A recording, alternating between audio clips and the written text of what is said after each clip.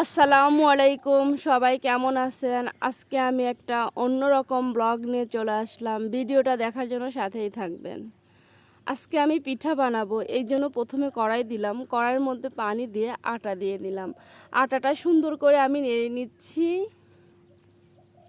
আটা হয়ে গেছে। এখন আমি কড়াইয়ের মধ্যে নারকেল চিনি দিয়ে মাখানো ছিল, ওইটা আমি লোহার কড়াইয়ের মধ্যে দিয়ে ভাজা ভাজা করে নিব।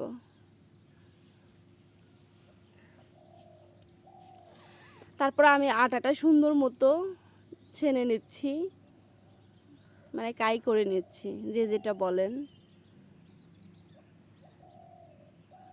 আটাটা যত বেশি কাই করা হবে, রুটিটা বেলতে তত সুন্দর হবে এবং পিঠাটাও সুন্দর হবে।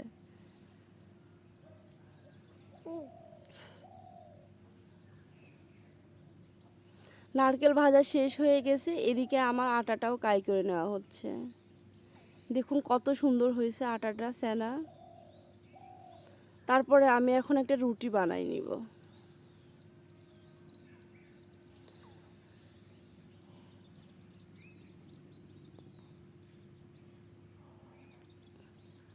আমি সুন্দর করে একটা বড় করে রুটি বানাই নিলাম। রুটি বানানো শেষ। এখন আমি ছোট্ট গ্লাস দিয়ে সুন্দর করে গোল গোল করে কেটে নিব। দেখুন একটা রুটি থেকে কতগুলা পিস হচ্ছে।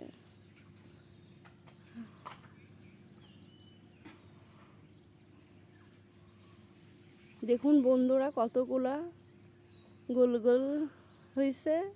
এখন এগুলা আমি পিঠা বানাবো। ফার্স্টে একটা রুটি নিয়ে এর মধ্যে আমি ভেজে রাখা নারকেলটা দিলাম, দিয়ে সুন্দর করে পিঠা পুলিটা বানাই নিলাম।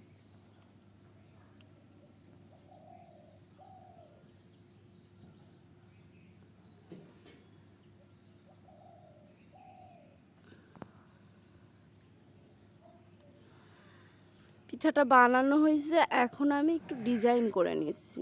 দেখুন বন্ধুরা আমার পিঠাগুলো কত সুন্দর হয়েছে। দেখতেও যেমন সুন্দর, খাইতেও তেমনই মজা। দেখুন আমি কতগুলা পিঠা বানাইছি।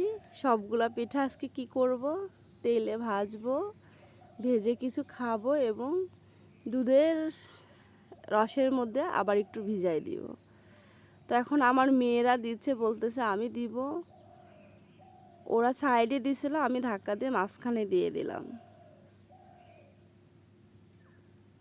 দেখুন কতগুলা পিঠা আমি একবারে দিছি, লোহার কড়াইতে যাতে লেগে না যায়।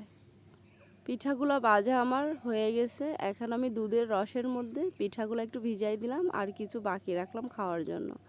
আমার মেয়েরা খাচ্ছে, বলতেছে সেই মজা। আজকের ভিডিওটা এখানেই শেষ করছি। আল্লাহ হাফেজ।